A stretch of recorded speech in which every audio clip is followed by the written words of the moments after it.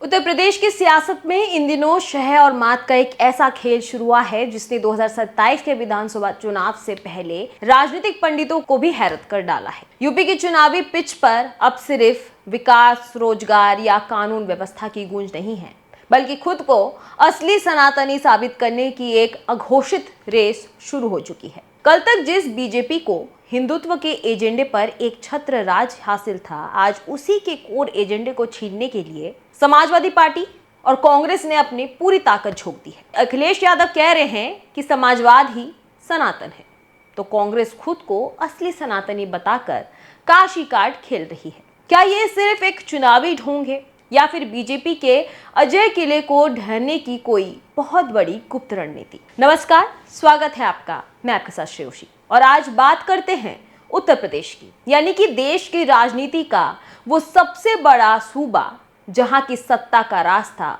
अब विकास की फाइलों से कम और आस्था की गलियारों से होकर ज्यादा गुजरने लगा है।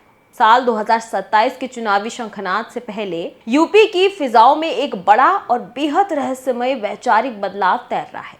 जो विपक्ष कभी सेक्युलरिज्म की दुहाई देता था, वो आज खुद को बीजेपी से बड़ा राम भक्त और सनातनी साबित करने की होड़ में लग चुका है। सपा प्रमुख अखिलेश यादव का अचानक ज्योतिर्मठ के शंकराचार्य से 4 महीने के भीतर 2 बार मुलाकात करना और फिर ये आधिकारिक बयान जारी करना कि समाजवाद ही सनातन है, क्या ये महज एक इत्तेफाक है? जी नहीं, ये राजनीति की वो विरासत है जिसका मकसद बीजेपी के सबसे मजबूत हथियार को ही कुंद करना है। सिर्फ सपा ही नहीं, कांग्रेस के प्रदेश अध्यक्ष अजय राय भी अब काशी की अपनी सनातनी पहचान को आगे रखकर सीधे बीजेपी को चुनौती दे रहे हैं और खुद को असली सनातनी घोषित कर चुके हैं। इस पूरे खेल के पीछे छिपा है आंख अड़ा का वो चक्रव्यूह जिसे समझना बेहद जरूरी है। उत्तर प्रदेश में करीब 80% आबादी हिंदू यानी कि सनातनी है, जबकि केवल 20% के आसपास मुस्लिम मतदाता है।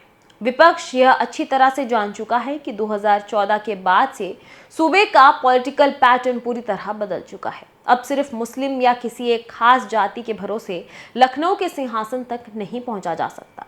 अगर विपक्ष पर हिंदू विरोधी या तुष्टीकरण का ठप्पा लगा तो बहुसंख्यक वोटों का ध्रुवीकरण पलक झपकते ही बीजेपी के पक्ष में हो जाएगा। यही वजह है कि समाजवादी पार्टी अब केवल अपनी पारंपरिक मुस्लिम यादव यानी कि MY समीकरण के भरोसे हाथ पे हाथ धरे नहीं बैठी है। वो अपने नए PDA फॉर्मूले के साथ सॉफ्ट हिंदुत्व का तड़का लगा रही है। इटावा में केदारनाथ की तर्ज पर बन रहा भव्य केदारेश्वर महादेव मंदिर, जिसका उद्घाटन सावन की शिवरात्रि पर होना तय माना जा रहा है, इसी गुप्त रणनीति का हिस्सा है। विपक्ष अब राम मंदिर में चढ़ावा चोरी और चंदे के मुद्दों को आक्रामक तरीके से उठाकर बीजेपी को कटघरे में खड़ा करने की फिराक में है। लेकिन क्या बीजेपी विपक्ष की इस चक्रव्यूह रचना को चुपचाप बैठे देख रही है? बिल्कुल नहीं।